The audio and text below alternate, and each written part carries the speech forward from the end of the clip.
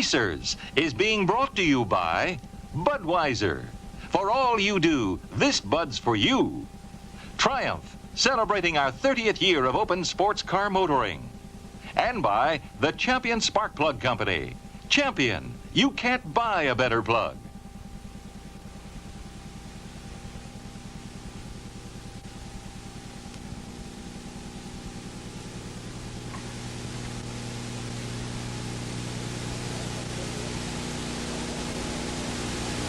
Welcome to the Racers.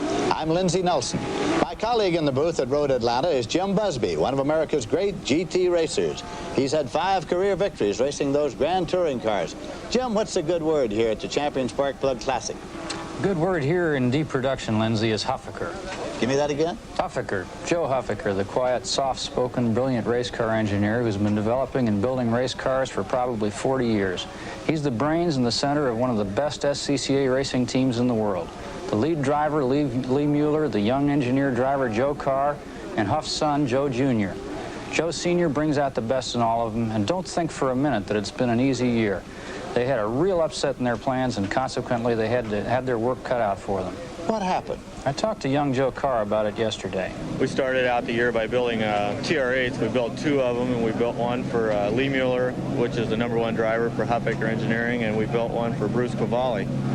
And they both ran real well all year, and I think by a little more development next year we'll be okay, but about the middle of the year they canceled out the TR8s because the JRT, Jaguar Rover Triumph, didn't produce enough cars for SCCA for us to run them in C production.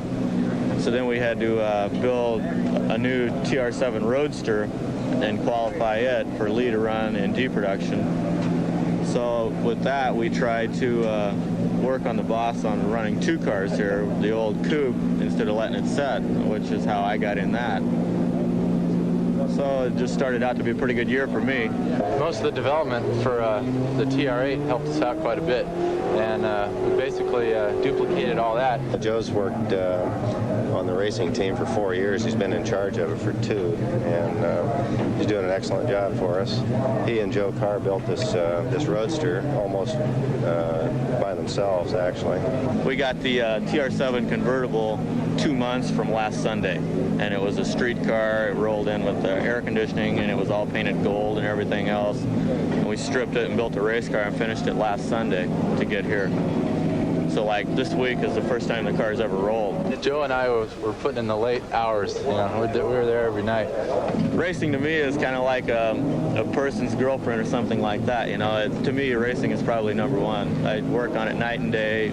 It's nothing for me to put in 18 hours a day on a race car. I feel neglected. I'm not really, but I have a lot of competition with it. I don't like competing with the car at all. It's too much. It's as long as he's happy, that's all that matters, but no, I don't like it. Lee is considered the #1 driver, and obviously he's on the front row, so he deserves that title, and he does a very fine job at it. This year, we're ready for him. It's going to be dynamite. You're going to love it. Racing is really fun for me, and I'm able to do it in, a front row style, which obviously makes it a lot easier for me because I have full confidence in the equipment. Huffaker Engineering's always prepared the premier cars, the state-of-the-art construction, and I think it's just a real pleasure and, yes, a lot of fun. My father's the smartest one in the whole racing business, so I had it pretty easy, and I learned to do things right. All those brains are in both of these cars and all the past cars I've ever done, and it seems to work. I guess he started out doing the soapbox derby routine and that type thing, and I wasn't really sure that he was going to be interested in it. He sort of started it and then stopped, and then the last 4 years he's been with us. He's doing a super job. I sort of tried to discourage him because I didn't want him to do something because I did it, and he's can't come around to where he really does what he wants to do. Both my dad and my boss, that's for sure. And it seems to work out just great. No problems. You have to have good mechanical aptitude for one thing, and being an engineer is not absolutely necessary. The racing engineering is a completely different thing than if you went to work in Detroit to try to design a car that's going to run 100,000 miles. I've been doing this since, gee, I don't know, 1940, and we built a number of various types of cars, circle tracks, Indy cars, and so on. And each race that you run, you gain a little more knowledge, and you can incorporate whatever you learn in the next product.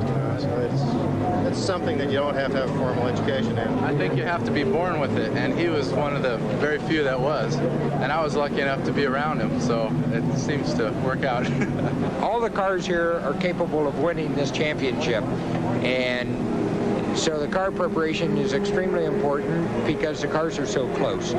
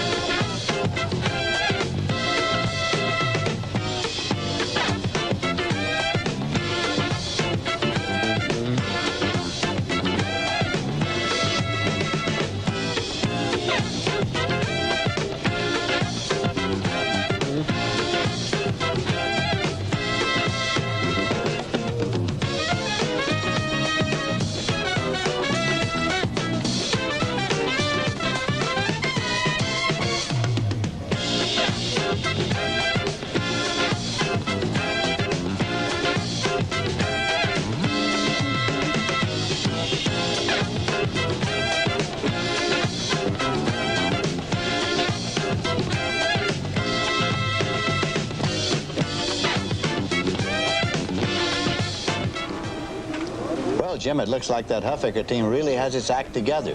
Who will be their big competition? Lindsay, that's a story in itself.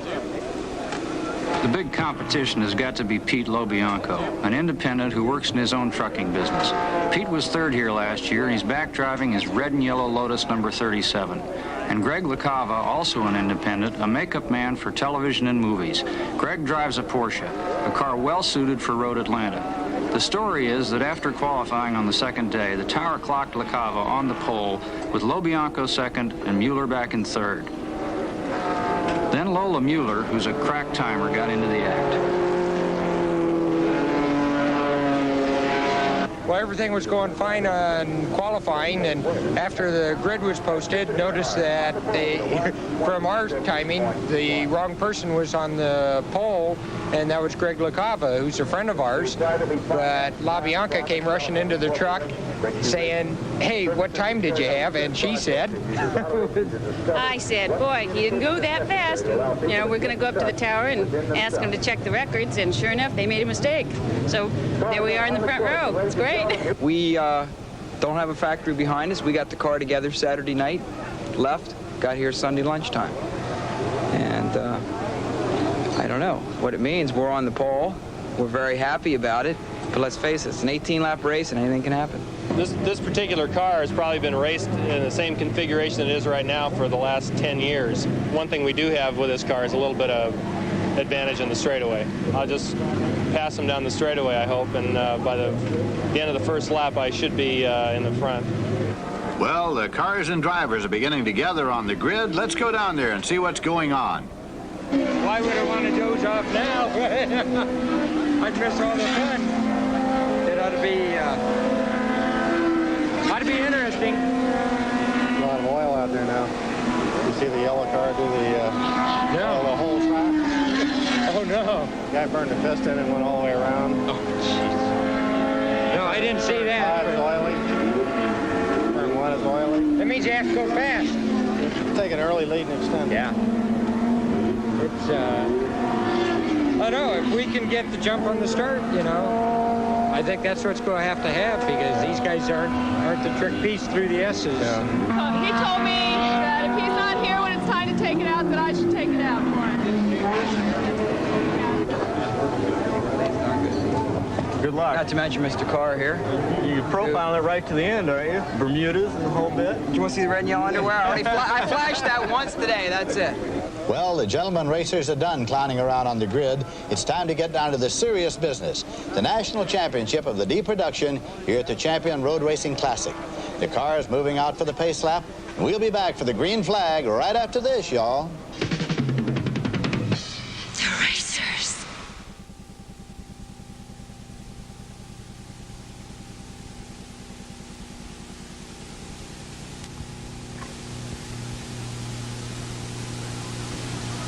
Lindsey Nelson and Jim Busby here at Road Atlanta. D Production, the order of the day. The green flag is into the breeze, and we've got a race. Lobianco, who bested Mueller in qualifying by 1/10 of a second, jumps out and leads the parade up the hill. That's Pete Lobianco, number 37, in the red and yellow Lotus. Lee Mueller, number 11, in the black TR7 Roadster, right behind him. And Greg LaCava, number 39, in the red Porsche, tied in third. Lindsey, this D Production used to be pretty well dominated by the Datsuns. Datsun winning 5 of the last 13 years, including last year. But it's a different story today. The highest placed Datsun in the race only managed to qualify 10th. And it's Lee Mueller into the lead, but Lobianco breathing down his tailpipe and LaCava hanging in there like glue.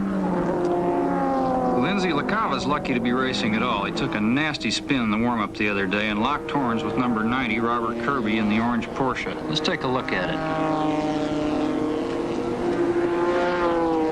You can see LaCava beginning to lose it coming down the hill here. He backs it off the course, and along comes Kirby and Wacko. They come together, and they can just be thankful those are fiberglass fenders. They'll be ready to go in no time at all. So you might say the television makeup man really mussed up Kirby's powder in that little action. But Kirby got his car back together in time to race today, starting 12th on the grid. And LaCava might have been on the pole if Lola Mueller hadn't caught a simple mistake in subtraction on the part of SCCA officials. Lola's one of the savviest timers around, Lindsey, and everybody knows it. Well, her Ev11 is doing himself proud as he continues to lead the race. Number 11 in front of number 37 by 7/10 of a second. Not what you'd call a sizable lead, Jim. I think that's what we're going to see today here, Lindsey. Lobianco's fast and the Lotus is fast. Huffaker himself says Pete is Mueller's biggest competition. Mueller continuing to press on. Lobianco right on his tail. Some space beginning to appear between Lobianco and LaCava back in third. Lee Mueller racing that brand new TR7 Roadster built by Joe Carr and 24-year-old Joe Hiffaker Jr. in the last 2 months. Mueller thinks D Production owes him one. He hasn't won this national championship since 1974 when he drove a Jensen Healy. Last year, he drove that silver TR7 that Carr is racing today. He had a lot of mechanical troubles and only managed to place 11th. Back in '76, he and Paul Newman put on a real flag-to-flag show, both driving Triumphs, and Newman just barely managed to nose him out at the finish. And then in '77, the same thing happened, but this time it was Tom Robertson driving a Lotus who got the nod from the checkered flag just a blink before Mueller. So, as far as he's concerned, he's due. What do you think, Jim, about the chances of an unproved car like that new TR7 that Mother Mueller's driving today? Well, it may be unproved, Lindsey, but I think you've got to reckon with superb Huffaker engineering, and he's looking mighty good at this moment. Lee Mueller still in the lead after 9 laps with a barely perceptible 6/10 of a second lead over the scrappy Pete Lobianco.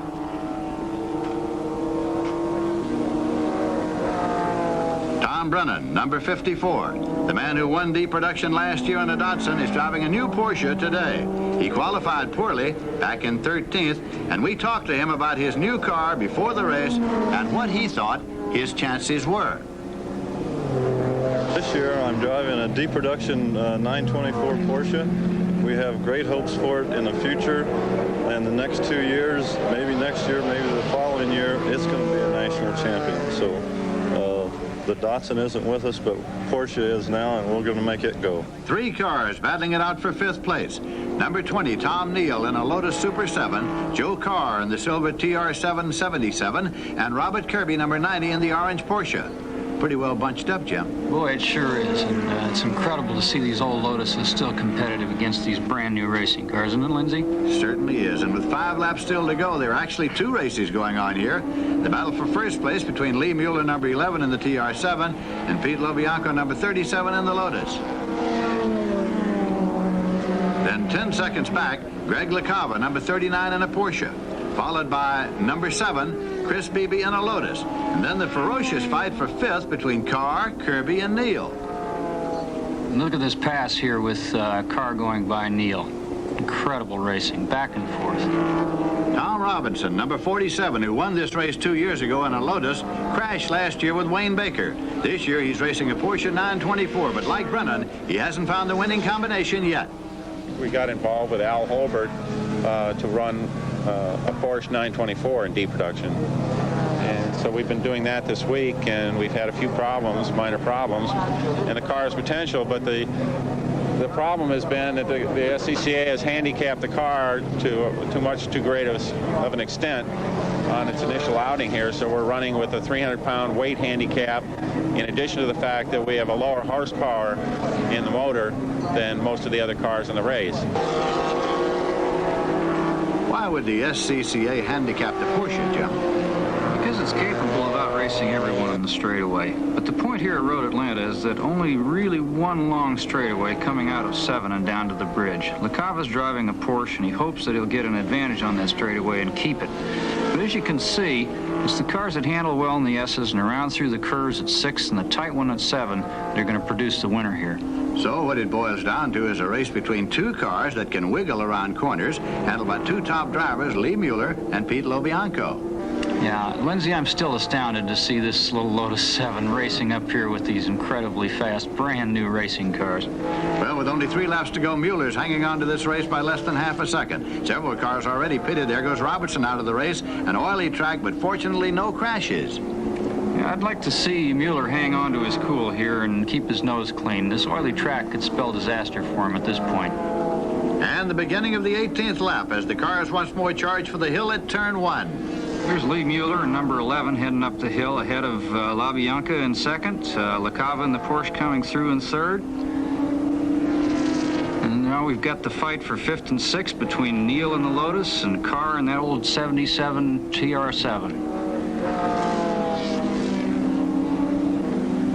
And now there's trouble. We have trouble. My God, he's on fire. Look at that, Lindsay. He looks like he's lost an engine. He's punctured the fuel tank or the oil tank. He's going to be a lucky boy to get off this track without too many serious problems. Well, there's Joe Carr. What happened to trusty old number 20? Oh, no, there he is limping down the hill. Looks as though he's lost an engine, gearbox, something. Too bad. And Lee Mueller and Pete LoBianco dive under the bridge. The flag man is now getting ready. And the checkered flag waves good news for Lee Mueller, number 11, in that brand new TR7. LoBianco, number 37, crossing the finish line just a half a second behind him. Greg LaCava, number 39, takes third. As Lee Mueller passes the burning car, number 32, as he takes his cool-off lap. The racers.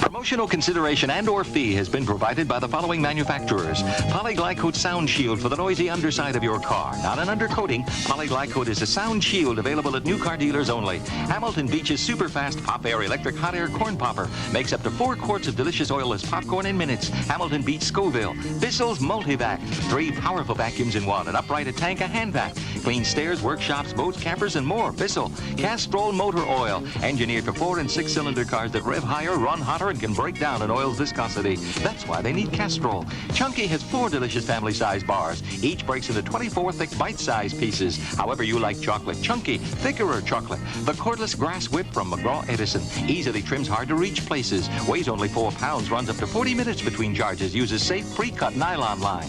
And Turtle Wax Liquid Car Wax. Cleans, polishes, protects in one easy operation. And Turtle Wax Super Hard Shell Car Wax Kit. Cleans, waxes, seals in the shine. The smell of success is in the air as the sun begins to go down over the red clay hills of Flowering Branch, Georgia. And I can tell you that smell is mighty sweet to a tired but triumphant Lee Mueller. After 5 years, the D production crown is his. But not his alone. It's a victory equally shared by the daring and skill of the driver, the untiring work of Joe Carr, the enthusiasm and devotion of young Joe Huffaker Jr., the moral support of Lola Mueller, and most of all, the inspiration and intellect of Joe Huffaker, who for 40 years has devoted himself to the development of great race cars. Hey, Lola. I know what the problem is. It's a brand new car. It's a TR7 convertible, and God, is it neat. This is Lindsey Nelson for Jim Busby, saying goodbye to the Champion Spark Plug Road Racing Classic here at Road Atlanta, the SCCA National Championships, and to the men who give their all when you cheer them on, the Racers. The Racers has been brought to you by Rolex, manufacturer of the world-famous Oyster Perpetual Chronometer. And by Budweiser. For all you do, this Bud's for you.